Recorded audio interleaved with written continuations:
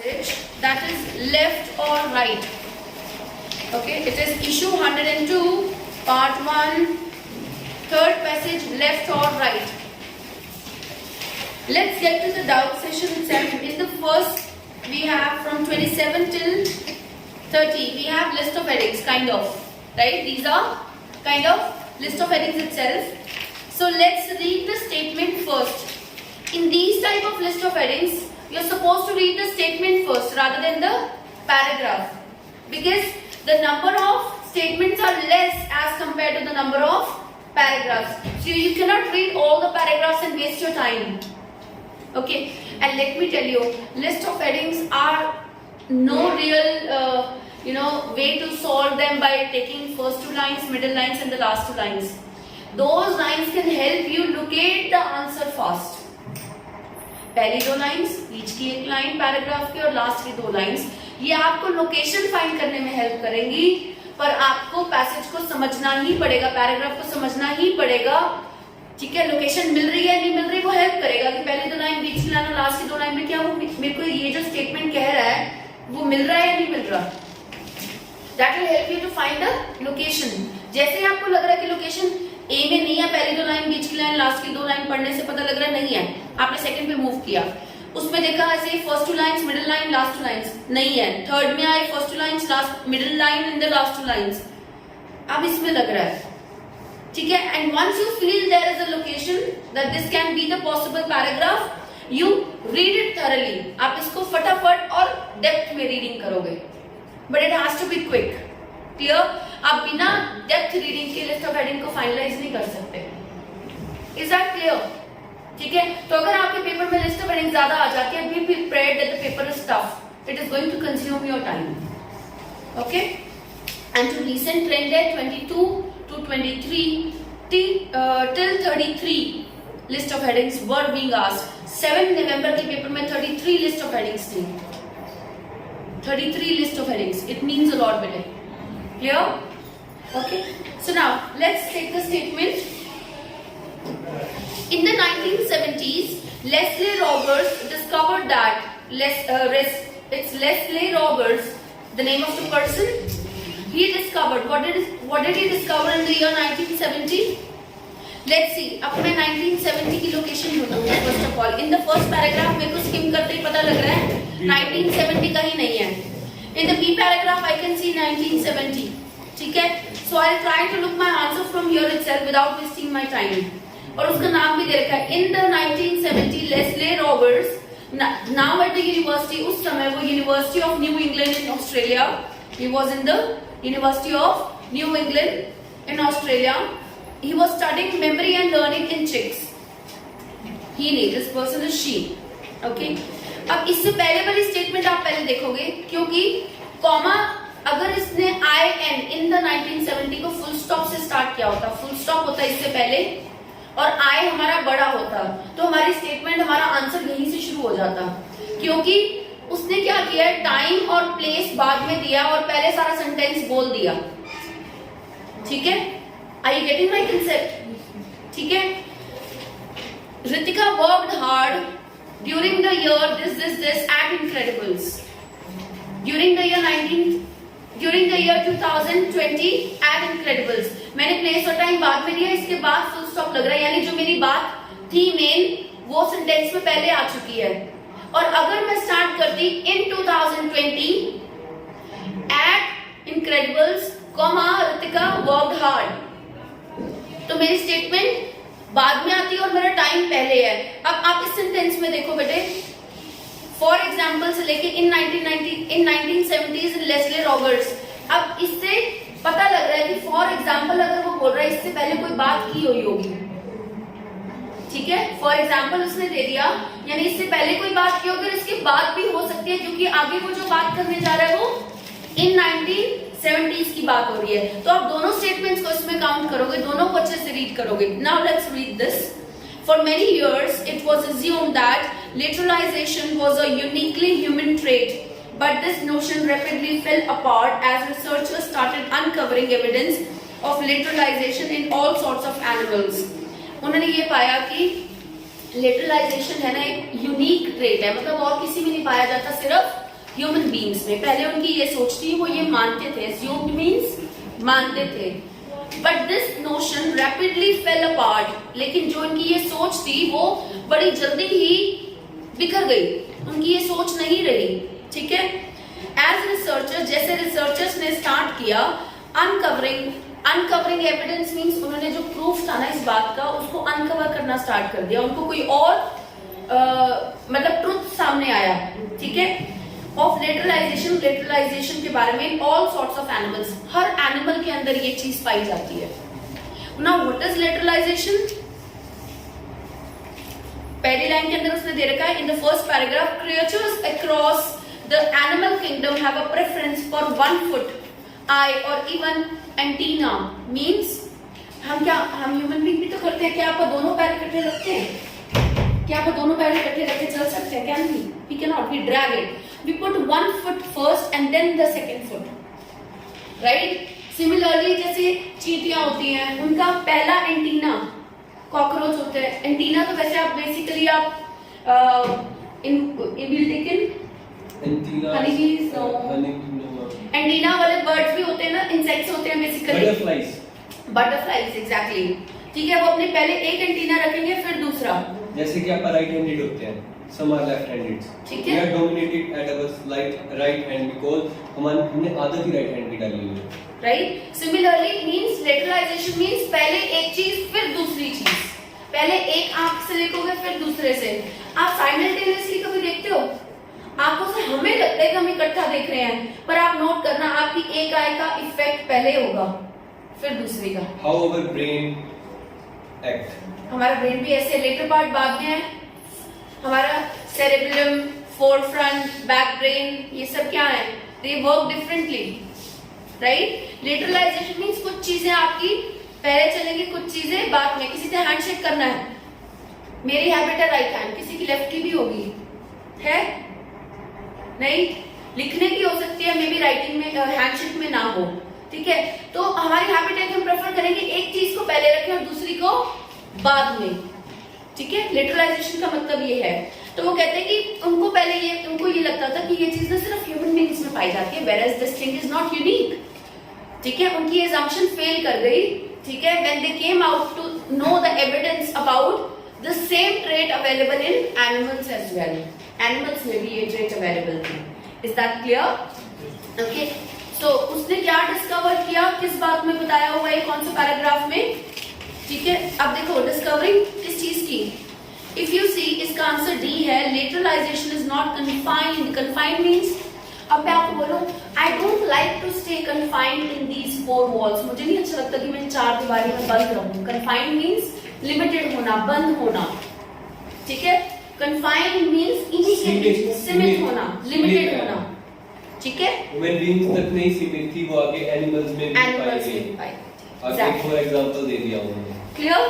तो ये उसने, अगर हम इसमें से ऑप्शंस कट करते हैं, लेटरलाइजेशन की बात तो हुई है, lateralization is more common in some species than in others. क्या कंपैरिजन हुआ है मोर एंड लेस का?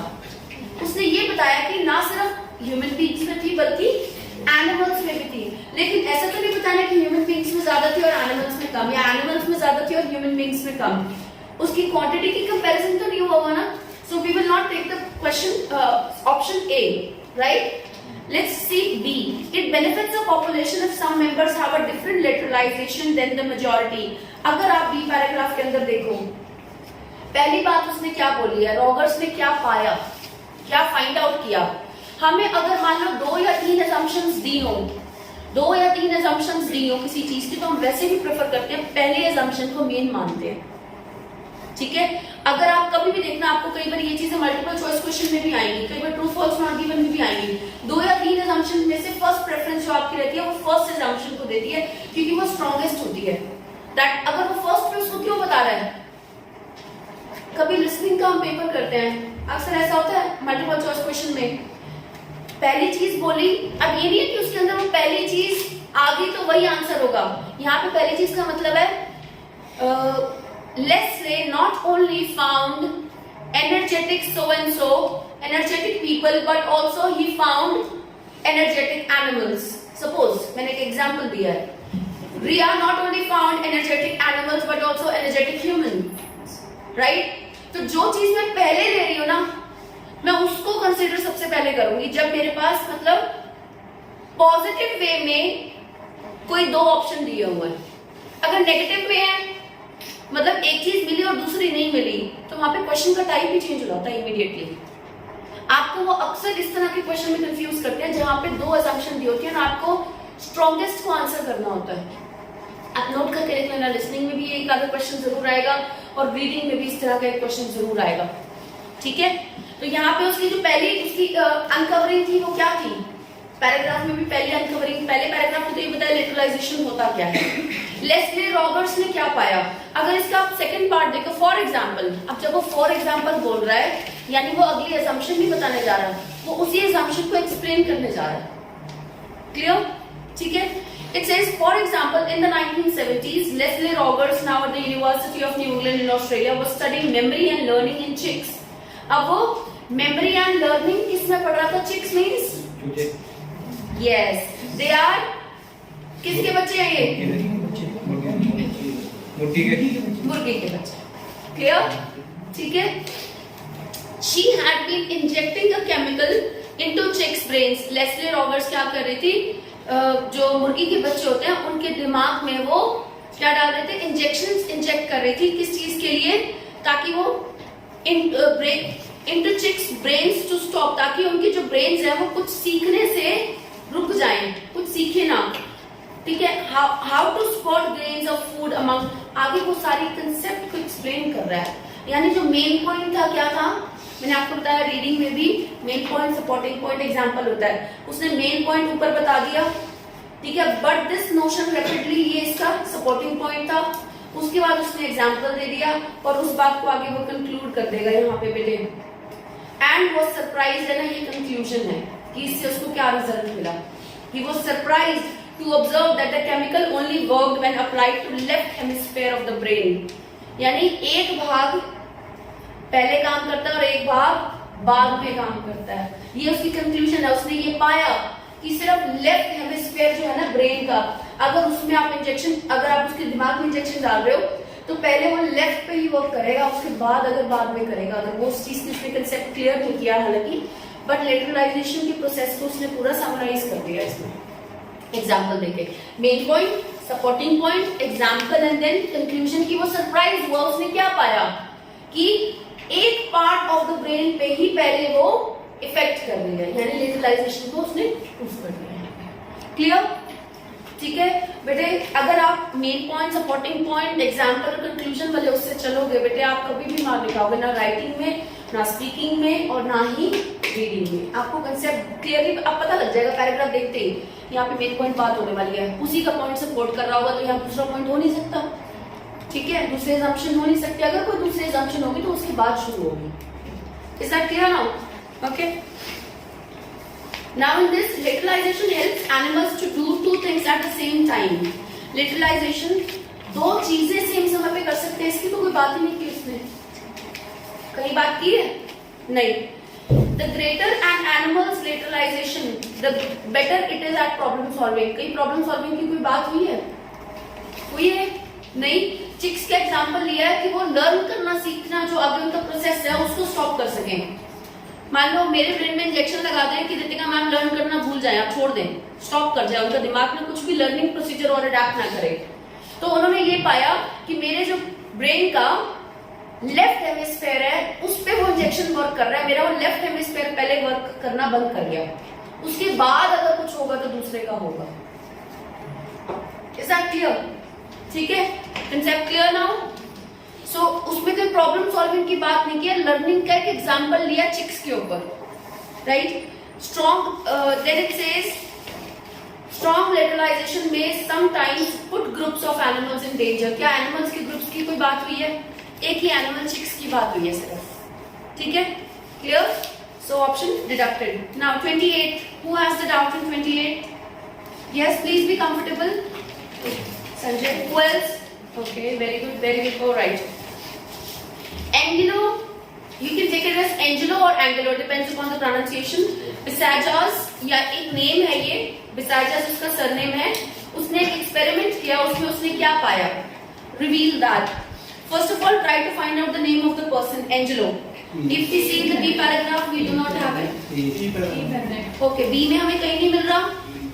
It's in E. E, okay. But I'm teaching them how to see. अब मैं उसके name से search कर रही हूँ. Time waste नहीं करूँगी. I will look from the name. How many of you find out the same way? Most of you.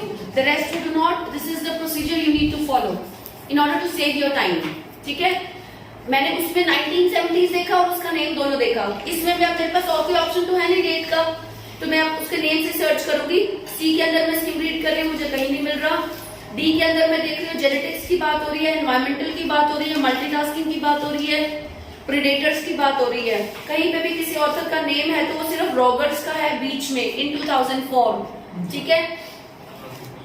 Yes बेटे. Any other name? No. Okay. आपने नोट किया कि रॉबर्ट्स का नेम मैंने चेक किया कि किसी ऑथर का नेम है या नहीं है.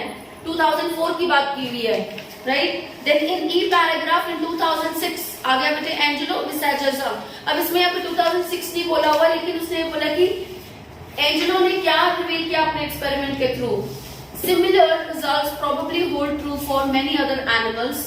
सिमिलर रिजल्ट्स यानी इससे पहले वाले पैराग्राफ में कुछ रिजल्ट्स की बात की होगी. ठीक है? लेकिन अभी हमारा फोकस नहीं जाना चाहिए उस चीज पे, क्योंकि हमें वो आगे पता लग ही जाएगा किस चीज के रिजल्ट्स की बात कर रहा है वो. अगर हमारा कुछ सिमिलैरिटी का क्वेश्चन होता फिर तो हम सर्च करते इससे पिछले वाला पैराग्राफ भी, लेकिन उसने कुछ सिमिलैरिटी पूछी नहीं. उसके एक्सपेरिमेंट ने क्या पाया? नंदन सर और ऋतिका मैम के प्रोजेक्ट्स में क्या सिमिलैरिटी थी? ठीक है, अगर क्वेश्चन के अंदर ये होता फिर तो आप सिमिलैरिटी के लिए पीछे वाला पैराग्राफ भी देखते. लेकिन सिमिलैरिटी की कोई बात नहीं, उसने सिर्फ ये पूछा कि नंदन सर के प्रोजेक्ट में क्या पाया गया.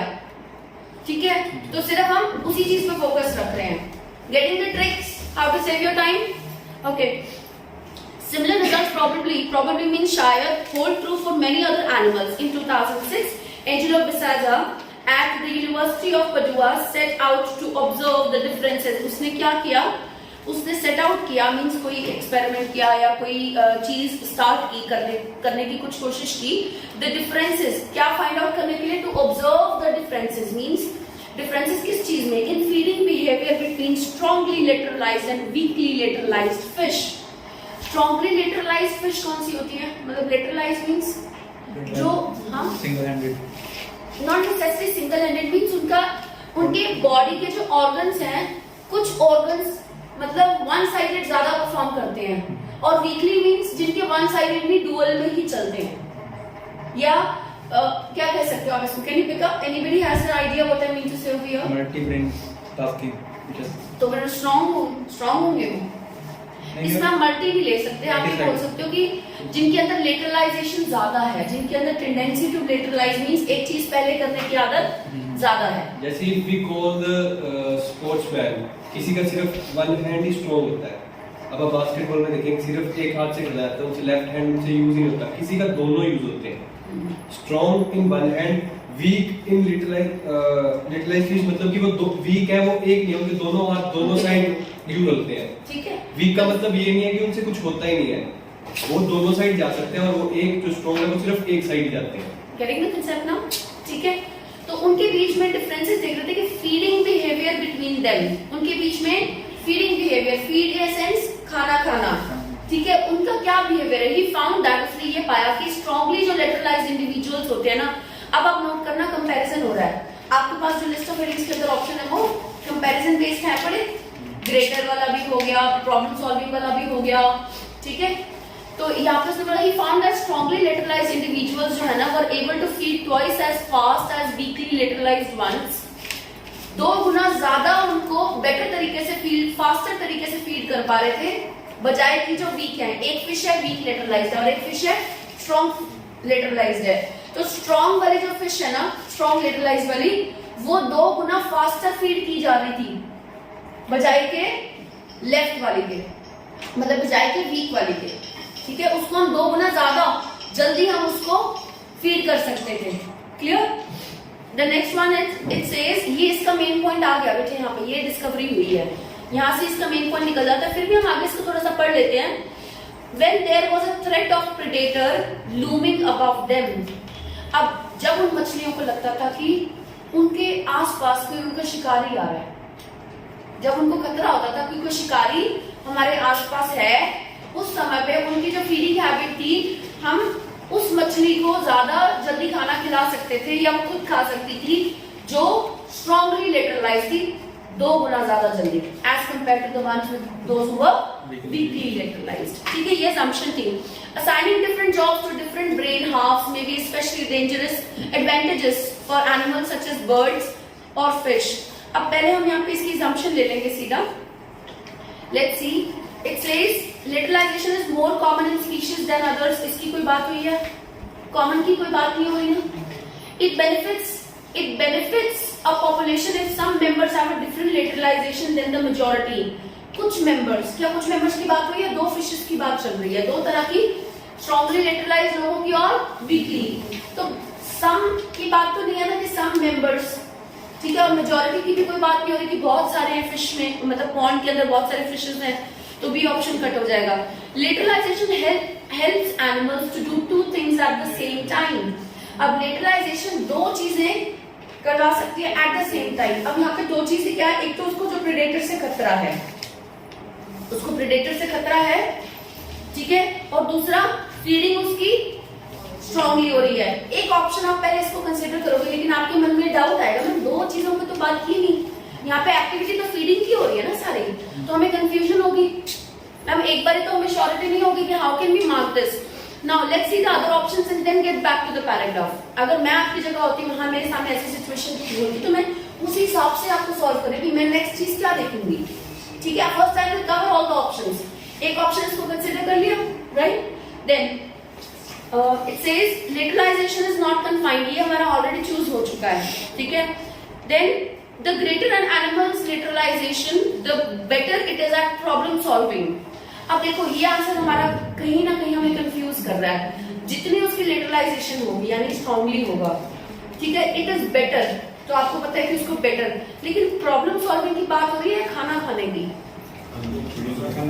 खाना खाने की।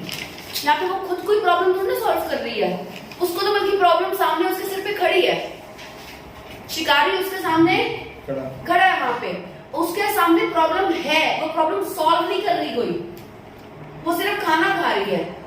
एक सिचुएशन खड़ी कर दी, मैं नवनीत के पास खड़ी हूं, अब नवनीत कितनी जल्दी काम करती है, उसकी काम करने की बात हो रही है, ना कि उसकी प्रॉब्लम को सॉल्व करने की, ठीक है। और एक सिचुएशन है सिर्फ स्ट्रॉन्ग और वीक वालों की बात हो रही है, स्ट्रॉन्ग फिश और वीक फिश है, वीक लेटरलाइज और स्ट्रॉन्ग, 2 कंडीशंस है। अब अगर आप सी पॉइंट देखो और अगर आप ई पॉइंट देखो, आपको ई पॉइंट ज्यादा लगेगा, लेकिन ई पॉइंट एलिमिनेट क्यों होगा? इसका एक पार्ट जो है वो सही बात नहीं कर रहा, यानी पहला पार्ट तो सही बात कर रहा है कि the greater an animal lateralization the better, better किस चीज पे, लेकिन it is at problem solving. क्या वो प्रॉब्लम सॉल्व कर रहा है कोई? वो अपना काम कर रहा है, खाना खाना। खाना जल्दी कब खाएगा?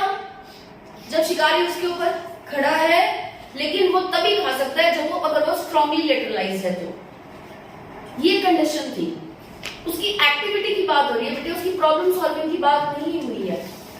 प्रॉब्लम सॉल्विंग की क्वालिटी है, प्रॉब्लम सॉल्विंग एक क्वालिटी है, ठीक है। तो ये ऑप्शन इसीलिए एलिमिनेट करोगे आप यहां से बेटे। I getting my concept now? किसी को डाउट है इसमें? बिकॉज पेपर में इस तरह के क्वेश्चन आते हैं, एटलीस्ट 2 क्वेश्चन, एक क्वेश्चन ऐसा जरूर होगा, और आप नोट करो, आपके चांसेस होंगे आप ई ऑप्शन को ज्यादा मार्क करोगे। आप ये देखोगे the stronger the lateralization the better, आपने पूरे क्वेश्चन को नहीं समझा। और मैं बार बार कहती हूँ मीनिंग रिलेट होना बहुत जरूरी है, सिनोनिम्स का कोई फर्क नहीं पड़ता। उस दिन भी हमारी 2-3 दिन पहले जब क्लास लगी, हमने क्या नोट किया था, कुछ वर्ड्स ऐसे आए थे, अंडरमाइनिंग वर्ड आया था किसी और पैराग्राफ में, मीनिंग कहीं और निकल रहा था। Did you notice? अभी परसों की क्लास, तो 2-3 दिन पहले की क्लास हमने लगाई थी, अंडरमाइन कहीं और लिखा हुआ था पैराग्राफ में, और उसका वहां पे कोई मीनिंग नहीं था, और वो वर्ड का सारा मीनिंग कहां से निकल रहा था? किसी और पैराग्राफ में। तो मीनिंग मैटर करता है, यहाँ पे मीनिंग नहीं निकल रहा, आपको वर्ड्स तो मिल रहे हैं, मीनिंग नहीं निकल रहा। Is that clear? Meaning half way है, और उस वाले में क्या है, 2 थिंग्स, यानी 2 चीजें एट टाइम कर सकता है। एक तो शिकारी ऊपर खड़ा है, उस चीज को हैंडल भी कर रहा है, साथ साथ फटाफट खाना भी खा रहा है, 2 चीजें simultaneously eight the same time. Meaning वहां ज्यादा बेटर निकल रहा है। कंसेप्ट क्लियर नाउ बेटे? जब वहां पे आप अटेम्प्ट कर रहे हो समझ से करना, ये नहीं कि तुक्का वर्ड दिख गया आंसर मार्क हो गया। उन्होंने तो ट्रिक ही खेलनी है, ठीक है। नेक्स्ट, इसका अगर आप लास्ट ऑप्शन देखो, strong lateralization में sometimes put groups of animals in danger। groups of animals की कहीं बात नहीं है। अगर मैं इस चीज को कंफर्म करना चाहूँ कि मैंने ग्रुप्स की बात मिस तो नहीं कर दी पैराग्राफ में, what am I going to do is I'll take a quick reading glance of it। He found that strongly lateralized individuals were able to feed as twice as weakly lateralized ones when there was a threat of a predator looming above them। looming means उनके सिर पे मंडरा रहा हो, ठीक है। Assigning different jobs to different brain halves may be specially advantages। यानी आपके दिमाग के कुछ भाग को आप कह रहे हो भी शिकार पे ध्यान रख, और कुछ भाग को आप कह रहे हो खाना खा, दो काम सेम टाइम पे हो रहे हैं, ठीक है। Assigning different jobs, अब इस लाइन को ध्यान से पढ़ना, to different brain halves may be specially advantages for animals such as birds or fish whose eyes are placed on the sides of their heads। This enables them to process input from each side separately with different tasks in mind। अब आप note करो बेटे, इस paragraph के अंदर actually main point एक ही चल रहा है, कंक्लूड लास्ट में हो रहा है। दूसरा पॉइंट को शुरू नहीं किया तो उसने एक ही पॉइंट को लेंथ में इलैबोरेट किया हुआ है। तो कंक्लूजन कहां से निकल रही है? लास्ट की लाइन में से, this enables them to process input from each side separately। इसकी वजह से वो उनके दिमाग में से जो डायरेक्शन जा रही है, एक ब्रेन कह रहा है ये कर, एक ब्रेन कह रहा है ये कर, वो दोनों चीजें simultaneously different task in mind है, उनके दिमाग में दो डिफरेंट टास्क चल रहे हैं और उनको सेम टाइम पे मैनेज कर रहे हैं। इसलिए हो रहा है क्योंकि उनकी आईज है जो डिफरेंट डायरेक्शंस पे, एक इस साइड है एक इस साइड, ठीक है। यानी एक चीज पहले एक चीज बाद में करेगी काम, लेकिन डिफरेंटली कर सकते हैं वो, eight the same time they can manage different task, ठीक है। क्लियर? मीनिंग यहां से निकल रहा है या उसमें ई वाले में से? ई वाले के अंदर प्रॉब्लम सॉल्विंग की बात हुई है। यहाँ पे उसने बोला भी different task, task means activity. मैंने आपको ये चीज पहले ही बता दी थी कि एक्टिविटी और उसमें क्वालिटी में फर्क है बेटे। एक्टिविटी क्रिया है और क्वालिटी नाउन है, ग्रामर की फॉर्म में अगर आप बात करो तो, ठीक है। Clear? Okay, let's start now. 29, who has the doubt in this? 29. Anybody? Rupesh? Who else? Santosh? Anybody else? No. Alright, let's have the discussion. Margaret and Brown's studies show that, इन दोनों की स्टडी, अब देखो processes आपको पता लग रहा है हर एक ऑथर की स्टडी क्या जताती है। अब आप क्विक हो सकते हो, दो क्वेश्चन आपने कर लिया, आपको अंदाजा मिल गया, आगे भी वही बात कर रहा है और उससे अगले में भी वही बात कर रहा है। Now you need to be quicker.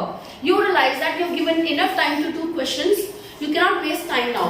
You need to be quick because the type of questions are similar, right? So because we also read all answers, अपने को पता लग गया कि आगे क्या क्या है, answers में क्या दिया हुआ है। अपन जैसे ही पढ़ेंगे, अपन ने देखा कि वो चीज पढ़ी हुई है, साथ के साथ ठीक हो जाएगी। Right? Exactly what he means to say is we have read all the headings before. कर ली, अब आपने सारी headings read कर ली है ना? You have already read them, right? So the answers are nearby. आपकी माइंड में हेडिंग्स ऑलरेडी, अब आपको टाइम लगाने की जरूरत नहीं है ज्यादा, बार बार उनको रीड करने की जरूरत नहीं है, फटाफट वर्ड देख के ही उसको रिलेट कर लो। Okay, let's see now 29, Margaret and Brown's। What we will do is we will try to skim read in paragraph number F. Do we find it? Yes. We have Maria, Margaret and Brown, right? Maria, Margaret and Colum Brown at कौन सी university, does not matter। अब देखो उससे पहले, and what of those animals who favor a specific side for almost all tasks। उन animals के बारे में क्या है, यहीं से आपको हिंट मिल रहा है कि मगध और ये किसके बारे में बात करने वाले हैं। उन एनिमल्स का क्या करें जो फेवर करते हैं स्पेसिफिक साइड, एक ही साइड से काम करते हैं ज्यादा। राइट हैंड है भाई, मेरी बस की बात नहीं, I can think of the other side, ठीक है। राइट, खाना खा सकते हो उल्टे हाथ से, कई लोग नहीं खा सकते, जो लेफ्ट हैंड है वही कर सकता है। हमारे लिए इजी नहीं है, इट्स वेरी डिफिकल्ट, राइट। तो उन लोगों की बात करने वाला वो यहाँ पे।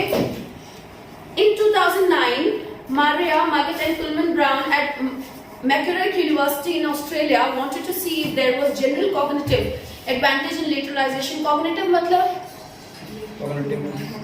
related to mind, cognitive means वैसे related to mind, लेकिन cognitive ये भी होता है कि हमारी adaptability कितनी है, कितनी जल्दी how cognitive a person is means how adaptive a person is over here to any new environment.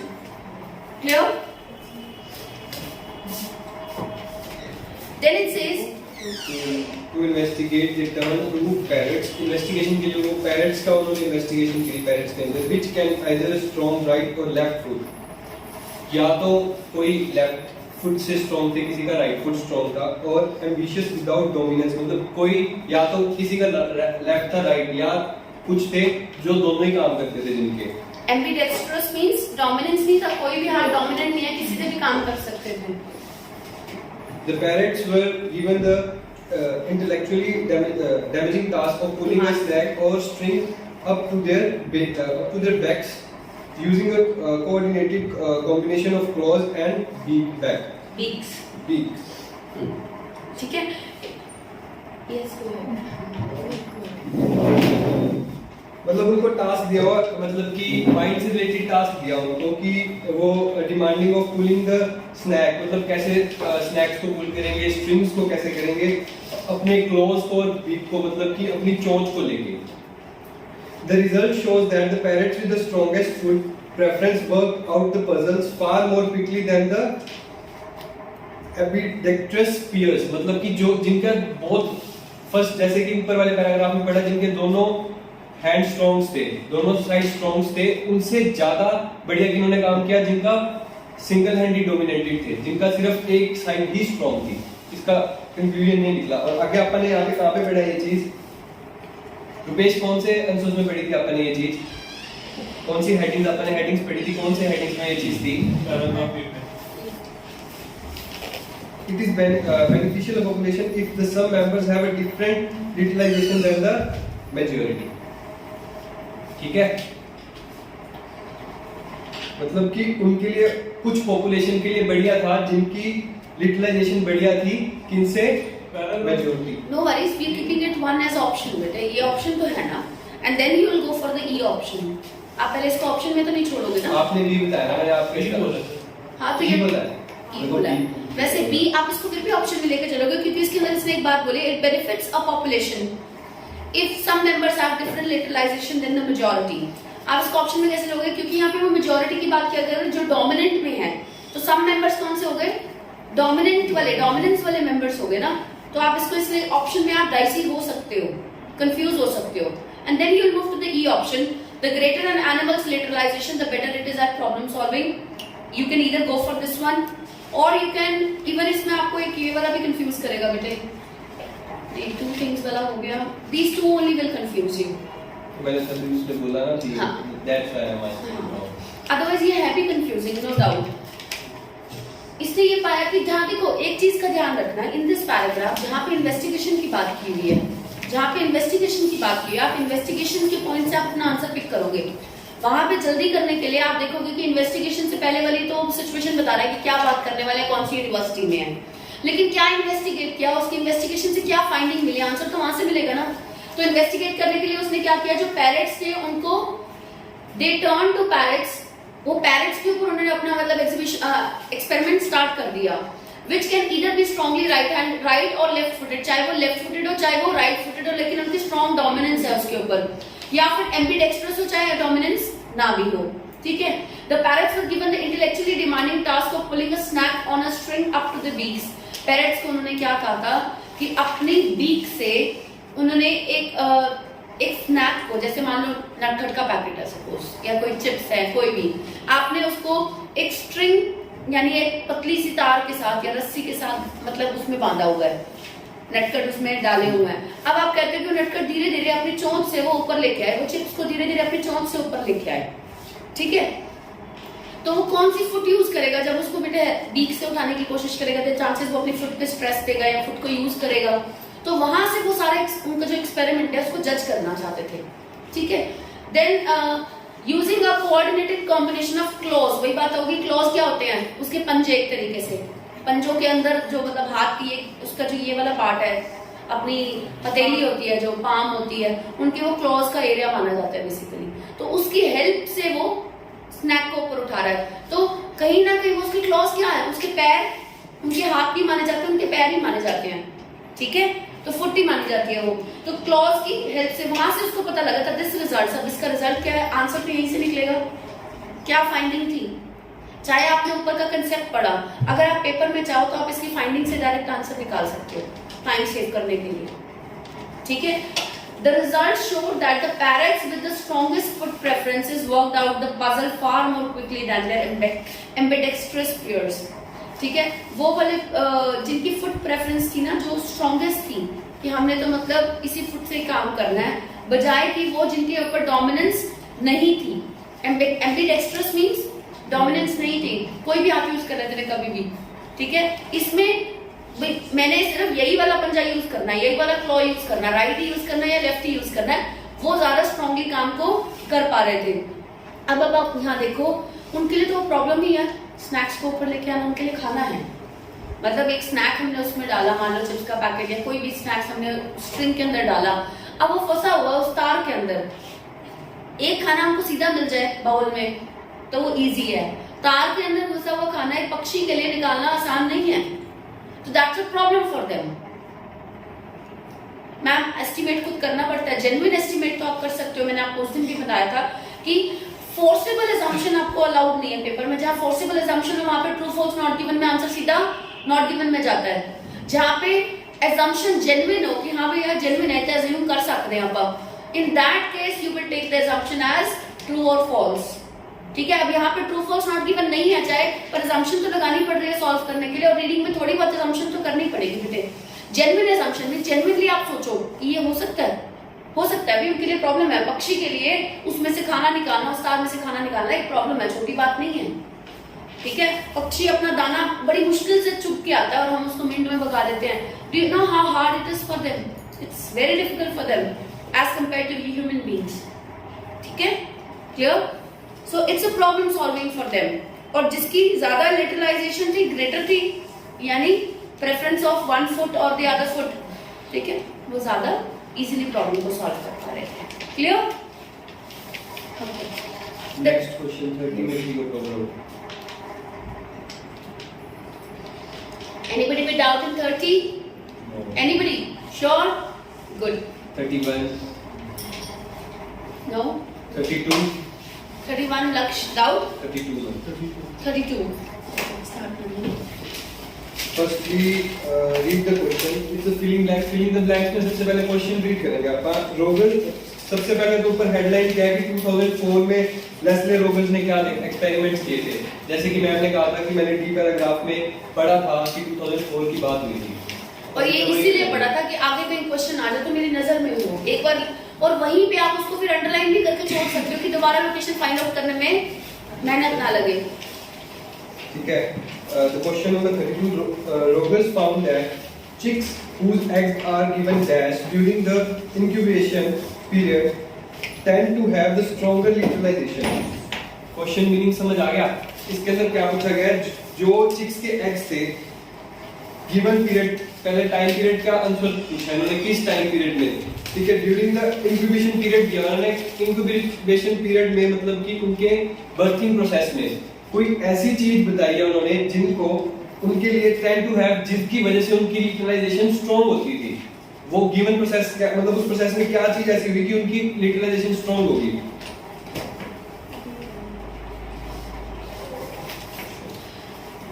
Chicks के एग्स को ऐसी क्या चीज दी कि उनका इंक्यूबेशन पीरियड जो होता है, इंक्यूबेशन पीरियड क्या होता है, कितना को पता है इंक्यूबेशन पीरियड क्या होता है? यस अगर नहीं, एग्जैक्टली जब अंडा अंदर से बच्चा बन के बाहर निकलता है, जब वो अपनी शेल को तोड़ता है, उस टाइम तक जब तक वो शेल के अंदर रह रहा है, that is the incubation period. Females में क्या होता है, do we have a gestation period? We have gestation period. हर एक चीज के लिए पीरियड्स बने हुए हैं बेटे। अगर आप नोट करो, आपकी मैरिज से लेके, आपकी सगाई से लेके आपकी मैरिज तक का अगर टाइम होगा तो that will be courtship period, ठीक है, कोर्टशिप पीरियड, राइट। हर एक चीज की टर्म है। आज आपने अपनी इंक्यूबेशन पढ़ लिया, आगे आपके माइंड से नहीं निकलना चाहिए। फीमेल्स में जेस्टेशन पीरियड होता है, प्रेगनेंसी पीरियड, जब तक बेबी बाहर नहीं आता तब तक वो gestation period, GESTATION, gestation period. This is incubation in terms of birds. Clear? In 2004 आपका 2004 बी पैराग्राफ में दिया हुआ है और इनसे स्टार्ट करेंगे. इन 2004 Rogers used that observation to test the advantages of brain bias in the chicks base with the challenge of multitasking. She hatched chicks with the either strong or the weak utilization, then presented the two groups with the food hidden among small fabs and the threatening shape of the fake predator flying the overhead. अपन ने पढ़ा कि इस यहाँ पे incubation period की इतनी बात नहीं हुई, तो इससे ऊपर पढ़ना पड़ेगा. हैचिंग बिफोर ऊपर से पढ़ते हैं. आगे भी दिया हुआ है as predicted the birds incubated in the light आगे दिया हुआ? हाँ दिया हुआ. As predicted, the birds incubated in the light looked for the food mainly with the right eye, with using the other to check out predator. And the weak utilization chicks meanwhile have a difficulty performing the two tasks simultaneously. इन्होंने क्या कहा कि period बता दिया incubation period में जो light look में मतलब जो लाइट में इंक्यूबेशन जिनकी लाइट में हुई थी. Birds incubated in the light. Comma के बाद उसने एक बात स्टार्ट कर दिया birds हाइफन है बीच में, यानी वो बर्ड्स जो इंक्यूबेटेड हुए हैं मींस इन लाइट, यानी जब वो उस अंडे के अंदर जब वो शेल के अंदर थे तब उनके ऊपर रोशनी पड़ रही थी इन लाइट. फिर आगे उसने दिया है लुक्ड फॉर, वो वाले बर्ड जब अंडे से बाहर आ जाते थे, ठीक है, तब वो क्या ढूंढते थे? लुक्ड फॉर फूड, खाना ढूंढते थे. ठीक है, बेबी भी मदर की टमी से जब बाहर आता है he ask for milk. Similarly जैसे ये इनके बर्ड्स के जो बच्चे होते हैं जैसे वो बाहर निकलते हैं they try for food around. अब उसके आसपास उसने क्या मेनली विद द किससे? मेनली अपनी राइट आई से. लिटरलाइजेशन उनके अंदर भी होती है.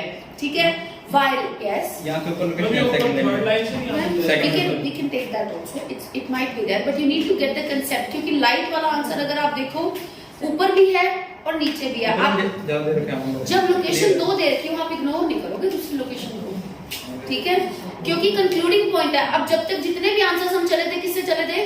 कंक्लूडिंग स्टेटमेंट से. अब यहाँ पे क्या है फिलिप्स के अंदर हम कंक्लूडिंग स्टेटमेंट को इग्नोर तो नहीं कर सकते क्योंकि ऊपर पैटर्न वो था. 2 जगह लोकेशन दी है तो आप इसको भी देखोगे, इसीलिए मैंने बोला नंदन सर नीचे भी है बड़ा, you keep that in consideration. ठीक है, फिर वो यहाँ पे बोला while other using the check to check out the predator. उनकी जो बाकी दूसरी आंख है वो प्रेडेटर को चेक करने में, जब वो खाना ढूंढते हैं. छोटे से पक्षी भी जो अभी पैदा ही हुआ है और वो खाना ढूंढ रहे हैं अगर आसपास, तो उनकी कोशिश है एक अपना खाने की तरफ आके और दूसरी तरफ की कोई है तो नहीं, कोई शिकारी तो नहीं है ऊपर. और अगर आप ऊपर वाली लोकेशन पे अब जाओ बेटे, नीचे वाली लोकेशन हुई है क्योंकि इन्होंने बता दिया कि ये स्ट्रॉन्ग्स है और नीचे आगे क्या बताया था वीकली यूटिलाइजेशन चिक्स मीनवाइल. लेकिन उसी टाइम पे जो वीकली थे वो ये परफॉर्मेंस अच्छी तरह नहीं परफॉर्म कर पा रहे थे. वो पहले या तो वो खाना खाते थे या तो वो प्रेडेटर को चेक कर सकते थे. और उसके आगे क्वेश्चंस में क्या पूछा हुआ है? स्ट्रॉन्ग यूटिलाइजेशन के लिए उसने सिंपली पूछा बेटे. रॉबर्ट्स ने ये पाया कि अब देखो पाया फाइंडिंग है तो अब सेकंड वाली सिचुएशन को कैसे इग्नोर कर दोगे? फिलिप्स है, मैं मान लिया ऊपर आपकी लिस्ट ऑफ हेडिंग चल रही थी, फाइंडिंग्स पे चल रही थी. अब नीचे आप आए आपको लगा मैं फिलिप्स है. अगर आप क्वेश्चन में पढ़ के तो देखो बेटा रॉबर्ट्स फाउंड आउट का आंसर कहाँ निकलेगा फाइनली? कंक्लूडिंग स्टेटमेंट्स में ही आएगा ना बेटे. ठीक है, उसने एक्सपेरिमेंट किया, उसने क्या पाया, आप उस स्टेटमेंट को इग्नोर नहीं कर सकते. ठीक है, found out that chicks whose eggs are given. Chicks ऐसे मुर्गी के अंडे जिनके ऊपर लाइट दी जाती है जब वो इंक्यूबेशन यानी जब वो अंडे के अंदर ही होते हैं, शेल के अंदर ही होते हैं, टेंड टू हैव उनकी जो लेटरलाइजेशन है वो स्ट्रॉन्गर रहती है. और वो साफ इससे है जो वीकली लेटरलाइज्ड चिक्स होते हैं ना meanwhile have difficulty performing these 2 activities. उनको डिफिकल्टी होती थी. और यहाँ पे उसने ये नहीं बोला कि स्ट्रॉन्गली को क्या होता था, पहले उसने बात की है एज प्रेडिक्टेड, जैसा उसने सोचा था, यानी जो ऊपर वाली लाइंस है ना वो उसकी सोचना था सिर्फ. प्रेडिक्टेड मींस उसने एक भविष्यवाणी की थी. जो पहली वाली आपकी assumption है ना, जो पहली वाली लोकेशन है इसकी, वो assumption थी. लेकिन फाइनल फाइंड आउट क्या हुआ?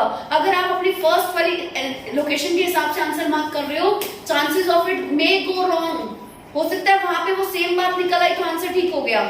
लेकिन अगर वो सेम बात ना होती, उसने प्रेडिक्शन ये की थी और पाया क्या था, तो आप वर्डिंग देखो ना बेटे, उसके अंदर रोबर्ट्स फाउंड दैट. लक्षदीप ने डार्क लिखा होगा 100%. लक्षदीप क्या लिखा बेटे? डार्क. एलोकेशन का ही रोल है बिकॉज़ ऑफ फर्स्ट लाइंस. उसने बोला if it is kept in the dark during this period neither hemisphere becomes dominant, इनमें से कोई भी हेमिस्फीयर डोमिनेंट नहीं होता। अब इसका मीनिंग तो ये निकल रहा है, कोई भी हेमिस्फीयर मींस अपनी बॉडी दा, अपने ब्रेन दा जेड़ा भाग आ, अपनी ब्रेन का जो हिस्सा है उनमें से कोई भी neither becomes dominant. Dominant means मतलब एक हैवी नहीं होता, मतलब एक ही डोमिनेंट नहीं होता कि इसी से काम करना है। नीदर बिकम्स यानी उन दोनों में से कोई भी नहीं, यानी वो वीकली लेटरलाइज्ड हो गया, वीकली लेटरलाइज्ड हो गया ना, तो डार्क और वीकली लेटरलाइज्ड का यहाँ पे आंसर आ रहा है। और उसने वहां पे पूछा है स्ट्रॉन्गली लेटरलाइज्ड, स्ट्रॉन्गर लेटरलाइजेशन किस में होती है?